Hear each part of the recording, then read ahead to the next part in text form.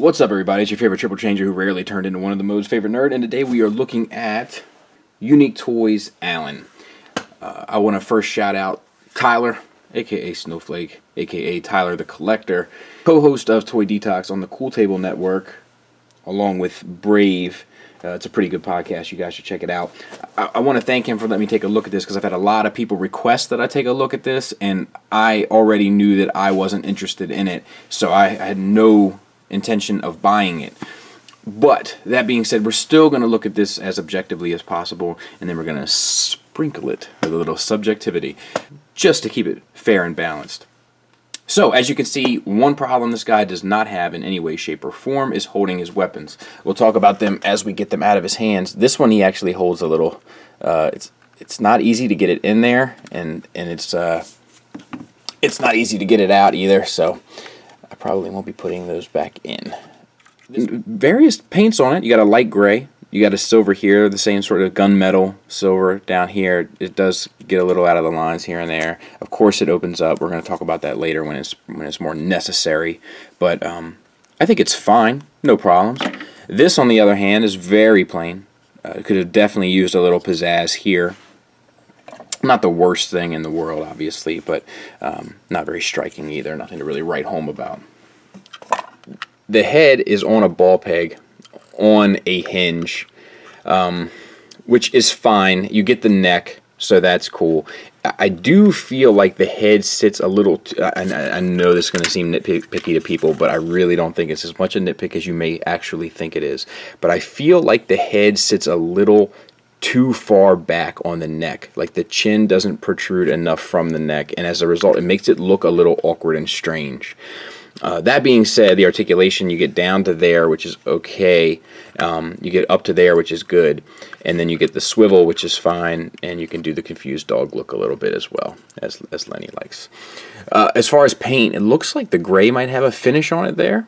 And then the eyes are definitely painted blue, and I think it's just the shadow from the different pieces, but it almost looks like it has a black outline, which is cool. And then the yellow paint is actually done surprisingly well for it being yellow. So I must applaud that. For the abdomen, or chest rather, torso, we have a waist swivel.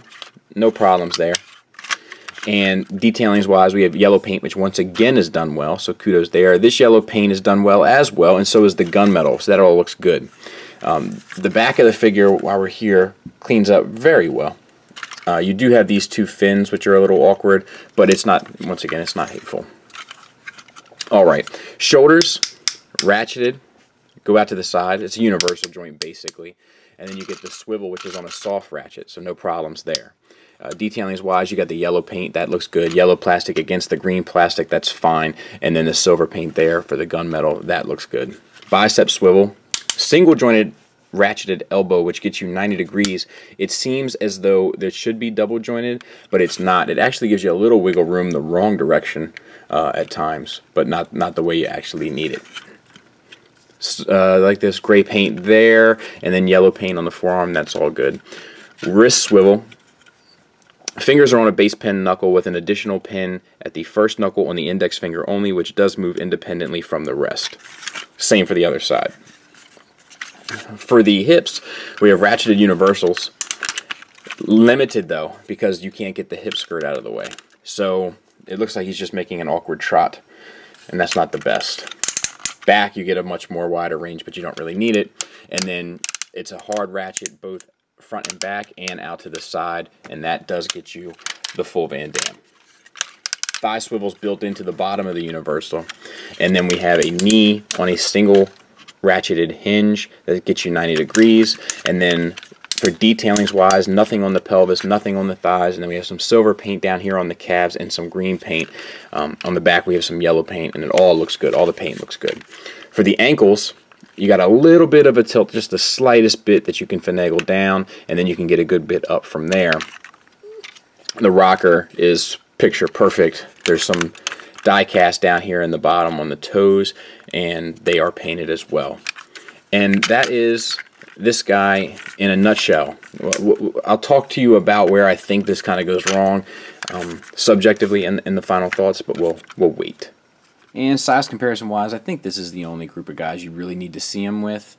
And you know, he scales fine.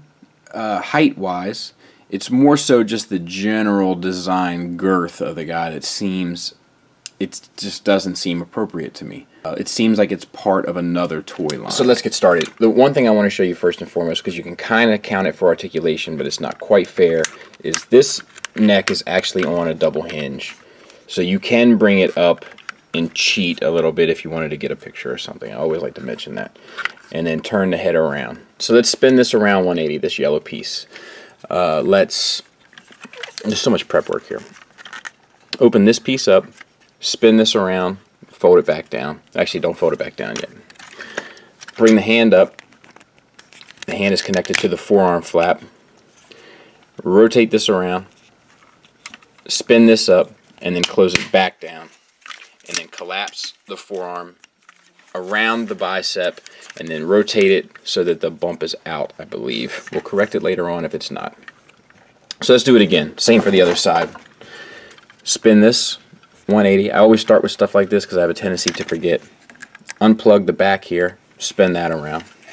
Open up the forearm, spin the hand in, rotate this up, and then close that down.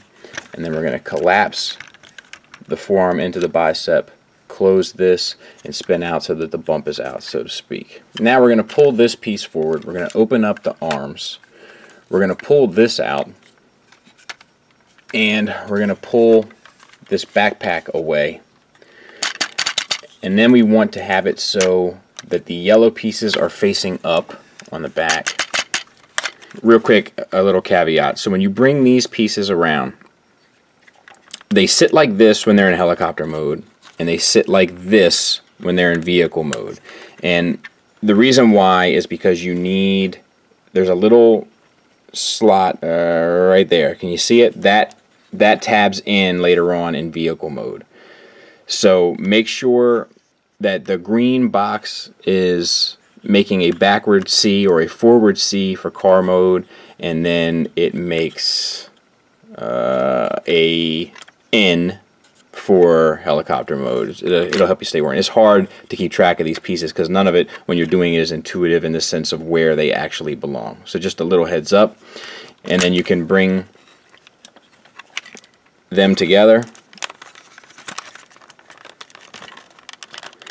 and then the top piece comes down, and these two tabs or slots here and here tab in there,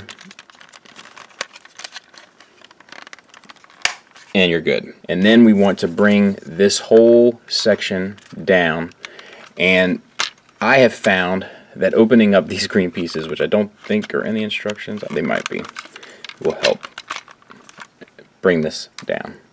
Then we want to bring this down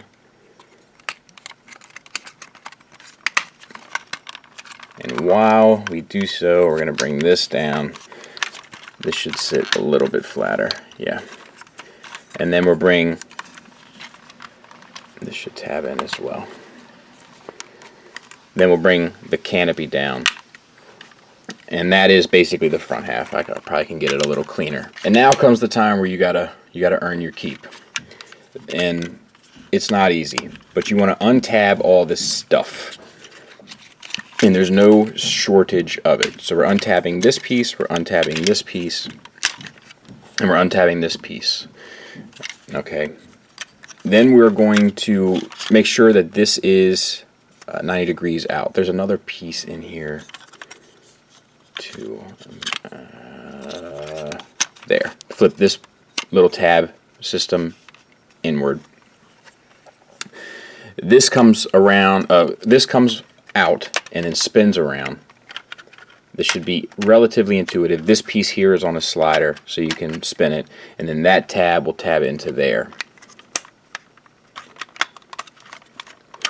And that will lock the upper leg in position, theoretically. Now, this piece gets on my nerves. We'll get it out of the way for now. And then this piece you want to rotate around so that the side of the car is on the side. That should kind of make some sense. We're going to get it out of the way, but So that is there, and then we're going to bring this foot up, and we're going to work on the foot independently by itself, and you'll see why. We're going to flip this piece up, and we're going to flip this piece up. And then we're going to spin this, and we're going to spin... it's hard for me to stay oriented.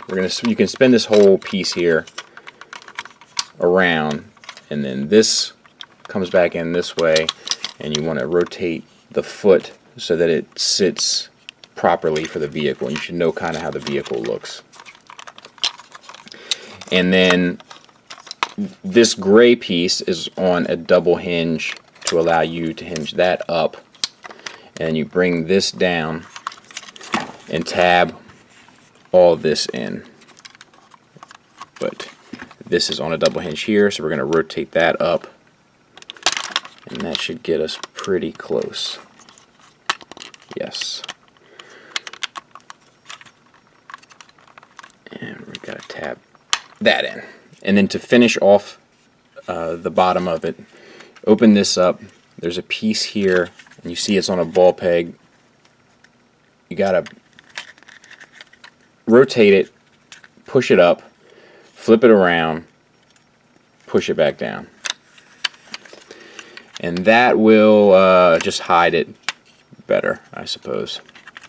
And then we're going to close that together. We have our fin up already, and then this piece here tabs in to the bottom of this blue piece here. And that is one side finito. Round 2. Fight! Let's open this up. Get this out of the way. We got to open up all these other panels. Close this little green tab there. And we have to turn the leg 90 degrees, and we have to turn the green piece 90 degrees.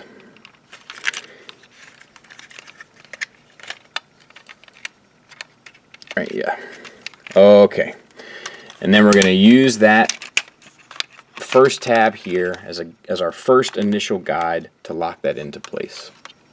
I'm going to rotate this around and get that out of the way. This we can bring back down for now. Okay. So our foot, we're going to bring this piece up here and this piece up here, which is connected to this larger section. Rotate the entire green piece around. That will rotate up. Flip that down. And then this will rotate as you flip this down. And tab it back in. And then using this double hinge here, we're going to push that down. Rotate on this double hinge here. Up. And then we're going to do some prayers.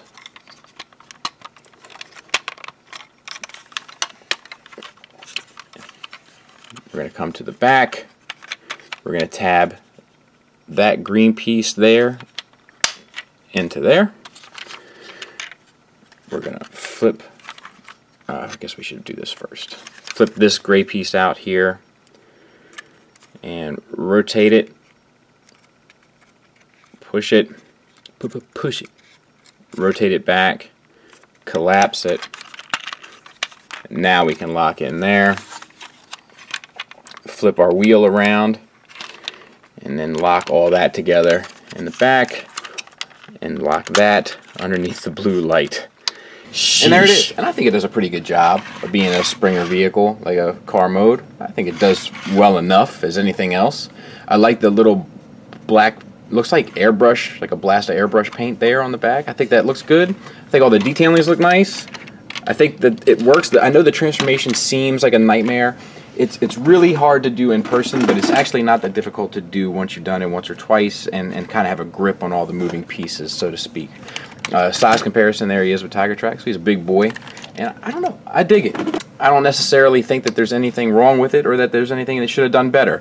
You can take this and flip the handle down and plug this into the side if that's your thing, and I'm sure you could put the sword on it somehow here, but yeah, I don't have any complaints. I think it's more than fine. I actually dig this a fair bit, and I kind of dig the process in getting there. As much as it may seem I didn't, in terms of you know, how many moving pieces there are. But yeah, no real complaints. All right, let's get into helicopter mode. So we can flip the wheels around, which it seems like it already kind of wants to do.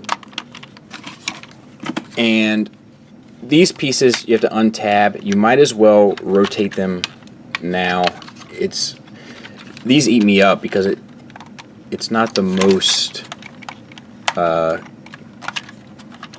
of intuitive thing in the world. You can untab here. No, you can't. Maybe you can. But you want them like that. Alright. So then we want to bring these pieces out. And let's see if we can't untab here. There. Can you see that? This puppy gets pretty big, so to speak. So let's try to stay in frame the best we can. I'm more so saying that to myself than I am to you guys, but you guys are here, so. Alright, rotate these down. It's on a slider. And then it slides down and plugs in, and I do think that's pretty cool transformation wise. Same thing, slider, and then we can tab all this together. And that's the back. Now, you remember those pieces I said you can move out a little bit? We got to get back to them. So let's bring this up. We're going to untab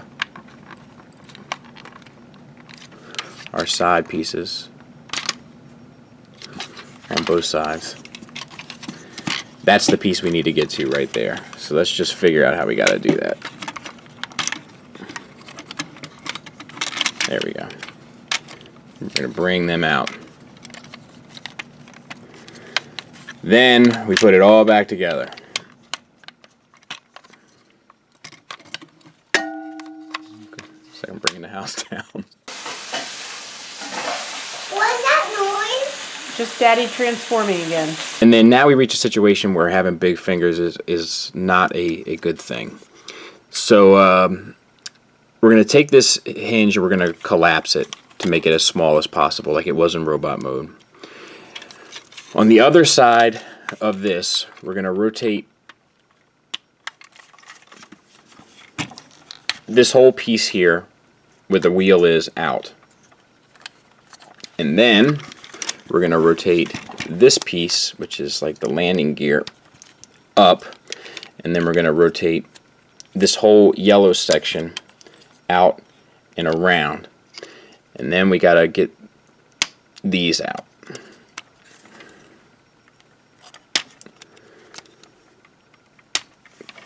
And I got news for you. It's not easy. And this isn't even the part that I was talking about. Let me see if I can't pry this a bit. Alright. Sheesh. Okay. So, we have this. We're going to bring this up.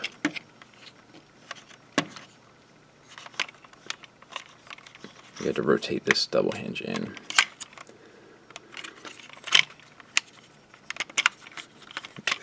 Get that out of the way. Fold this piece back down. And then we're going to bring this down. And then this is where having little fingers is going to help you. This is on a sliding bar. I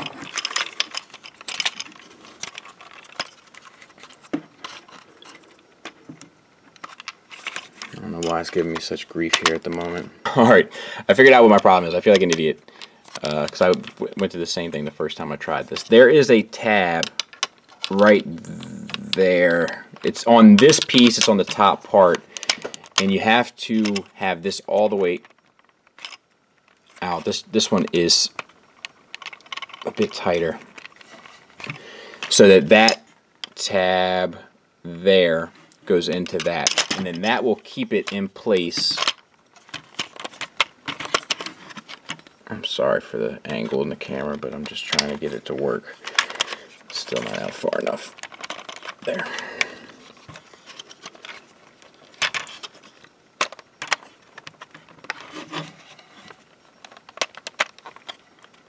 There. And then that will keep this sliding piece in place so that you can fold this down and plug back into it with no problem. And now you are really done. On the other side, we're going to rock this piece out. Which way does it go? I always get 8 up there. It goes out. And then fold this piece down. Bring the whole yellow section around so that it covers the wheel. And then we got to flip this piece out, which is not the easiest thing to do.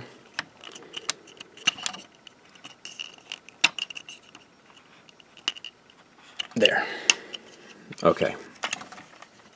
Hopefully I'll be able to show you on this one. So we'll see, that's the thing, that you got to kind of collapse it just to get it out. We're going to rock our knee down, rock that up, and then we want to, for the blades, this is worth showing. You pull down and then spin around and close, and then that will allow you to plug this into here. And I got news for you. I don't hate this either. I think this is done really well. I think it's a really cool helicopter mode. It's huge. There's tiger tracks. But I like it. I think it's pretty smart. I think it's not the worst transformation to get to, and I think it looks pretty appropriate. Like, I don't know. There's this landing gear here. In order to get to it, you just split the pieces in. It tucks back up in there. But I dig this. I don't have any qualms about it. Like, I don't think I have a complaint about this mode. I think they did a really great job. I think the difference in greens and the little paint accents, once again, the thrusters here and all the silver and green accents here on the back. I even like how, like, the inside of here is painted with this gunmetal gray. It gives it a very, like, I don't know, real world kind of feel. And I think it's solid. It's held together well. The bottom of it is fairly clean. I don't know. I think it's smart. I think people are going to be challenged to find a Springer that has a transformation that's kind of this straightforward and pulls off the alt modes as well as this does. But we'll get it cleaned up in robot mode, and we'll do some final thoughts. Final thoughts wise, let's talk about the negatives, which are actually fairly few and far between. There are a couple places where the tolerances are really tight, and, you know, like especially those little yellow flaps I had to plug out around the wheel well. Little stuff like that, but nothing that's remotely close to being a deal breaker. It's all very, very small and very, very subtle stuff for the most part. There is a number of, like, the transformation is complicated in a sense of there's a lot of moving pieces, but it does have a flow to it, and it does seem very natural. There is minimal paint here. It's done well where it is done, but there's not a lot of it. I think that masterpieces without that finish really don't feel like masterpieces. And I think that that is another place where this guy fails. But my biggest complaint about this guy is a total subjective one, and it's just about the way that he presents. I don't know how exactly to describe it. The sculpt is good. Like, all of it is good. The line work, all that stuff, all fine. It's just something about the overall build or proportion of the bot that just seems off in comparison to other figures in the same collection. Okay, I've got it. It seems like I have a collection that was drawn in a fine-tipped marker, and this feels like it was drawn in a crayon. Does that make sense? But there's plenty of positives to go around. The transformation is beautiful. I love it. I love the transformation of this figure. Even that's what I'm talking when I talk about that blend, that right blend between being just complicated enough where it feels rewarding to get it to Plan B and then Plan C, not to be confused with Plan B, the pill. Very different topic. That's not what we're talking about at the moment. But when we talk about the elegance of a transformation along with being complicated, this has that. There's a couple pieces that are a little floppy and they kind of disturb that elegance element of it, but for the most part it all is very intuitive and it all fits together very well, and you don't really get all that frustrated. Like, and that's good, because at the end you feel like it was a rewarding process. You feel like it was worth the time and energy and effort that you invested into getting it there. And that's ultimately what it's about. I think it exceeds at that. The hardware, fantastic. All the ratchets and stuff, all the hinges, they all work well. It has die cast. It doesn't have the greatest amount of paint, but it has paint, and where it is applied well. The accessories make sense and are appropriate. The materials are a little iffy. Like, it's just not the type of plastic that you're used to with a Masterpiece figure. It's a little bit more like, I don't know how to describe it, toyish. It's something I've used in the past, but the upside to that is that you never feel like it's going to break. The plastic feels very sturdy. It just doesn't feel as refined as some of our taste, I think, have become accustomed to. The line work is good. The sculpt is good. All that stuff is good. I'm not crazy about the way it presents itself, and I'm not crazy about a few little tolerance things here and there, but for the most part it's purely aesthetics, which is purely subjective. So my recommendation is this: if you like the way he looks, if you think he fits appropriately with the rest of your collection, I strongly recommend it. It's a really, really well made, well built, and well designed toy. It just doesn't look like what I want it to. That's a bummer for me. Thanks for listening, thanks for watching. Until next time, take care.